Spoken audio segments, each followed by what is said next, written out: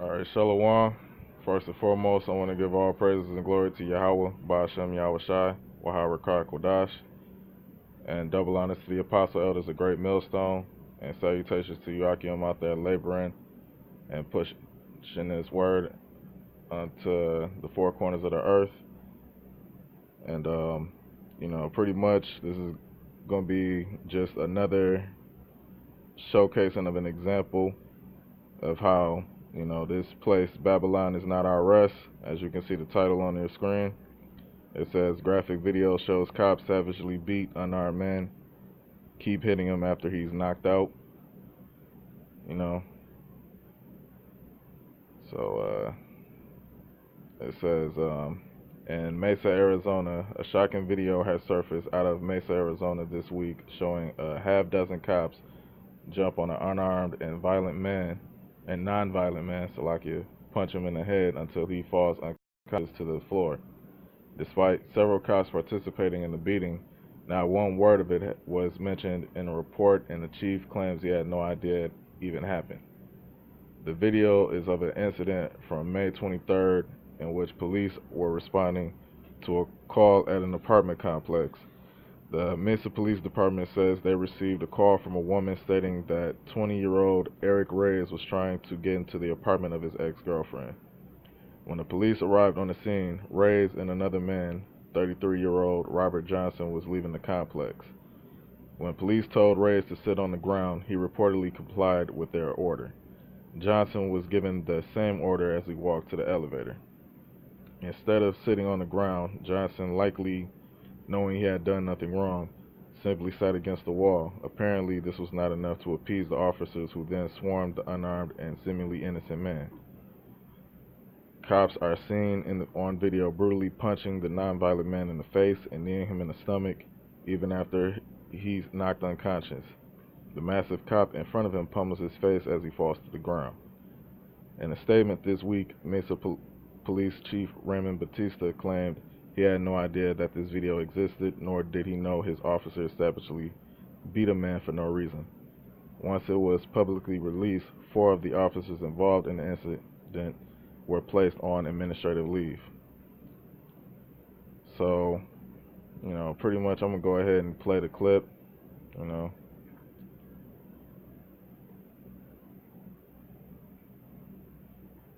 Watching the best. Fox 10 News at 5. And first on Fox 3, Mesa police officers and a sergeant are on administrative leave after the Mesa police chief learns about this physical altercation that was captured on camera.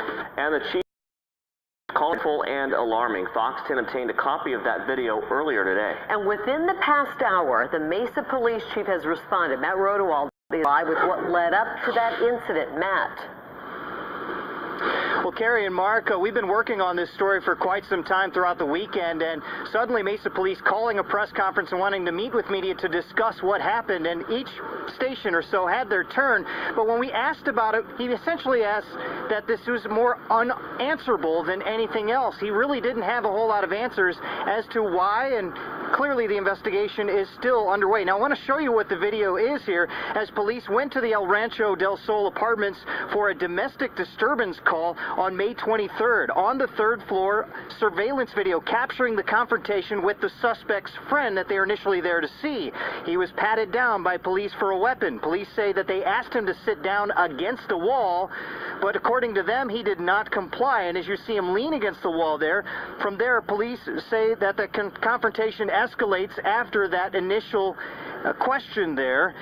They knew he was not armed at the time. Several punches to the face and to the head just before the elevator doors there, before more officers arrived on scene. The chief of police in Mesa saying he didn't know about this for a week. I didn't know anything about this. And it was because members see the video and said, hey, this looks very alarming. I need you to look at it. So I immediately opened up an investigation. Now, the attorney for that suspect, Robert Johnson, answering today with a statement essentially saying that Mesa must take concrete steps to ensure that culpable officers are disciplined, restrained, or retrained or dismissed. Mesa Police Department must develop a law enforcement culture that meets community and constitutional norms and ensures that police and citizens go home safely after their police interactions. They plan on having... All right, so pretty much there ain't going to be no retraining as far as these officers and their brutality that they show towards Jake. Because for one, it's already part of the curses, and it's part of the curse of us being in this land and in our captivity. So I'm going to read this. This is Deuteronomy 28 and 25. The Lord Yahweh shall win before thine enemies. This is one of the curses. You know, you read in Deuteronomy the 28th chapter. It goes through the list of all the blessings that we as a nation will receive if we had obeyed the law, statutes, and commandments of Yahweh Ba'ashem Yahweh Shai. And you know, from the 15th verse on down to the 68th verse, it details all the curses that we went through as a nation and that we're still going through as a nation. You know, so this is another example of, you know, Jake being smitten before our enemies. You know, this Jake obviously, you know, was unarmed. You know, he complied as far as sitting up against the wall, but obviously they wanted him on the floor to show that he wasn't a threat, and, you know, they viciously assaulted him. You know, it says, thou shalt go out one way against them and flee 7 ways before them, and shall be removed into all the kingdoms of the earth. All right, so, you know, right now we don't have any might or any power in our hands, you know, physically to, you know, go against these devils. And, you know, this is a common thing that happens continuously, you know, as far as several stories that, you know, happen all throughout the U.S., you know.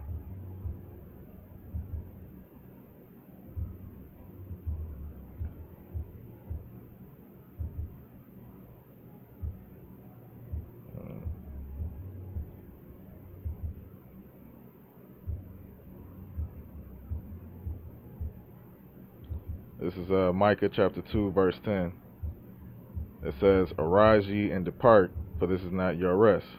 Because it is polluted, it shall destroy you, even with the sword destruction. Right, so the Most High is continually showing, giving constant examples, you know, to you tribes that, you know, this place isn't the land of our rest, the place that we're going to be prosperous and at peace, you know, because we're in the land of our enemies, you know. And these devils, you know, constantly show that they are enemies, you know, whether it be the law enforcement or the average, common, everyday Edomite, or even a 2/3 nigga. As you can see, that cop that was a bald-headed Jake cop, you know, that assaulted that was the main one assaulting that Jake in that video, you know. So, I mean, pretty much as far as, you know, having faith as being here in America, man, you need to put your trust and your faith in Yahweh Ba'ashem Yahweh Shai for us to be delivered, you know, because, you know, pretty much the Most High got promises and things in store that's better for us here than pretty much America or being subdued under our enemies throughout the 4 corners of the earth, you know. That's why, you know, he got to send his son Yahweh Shai back to, you know, redeem us out of the hands of our enemies.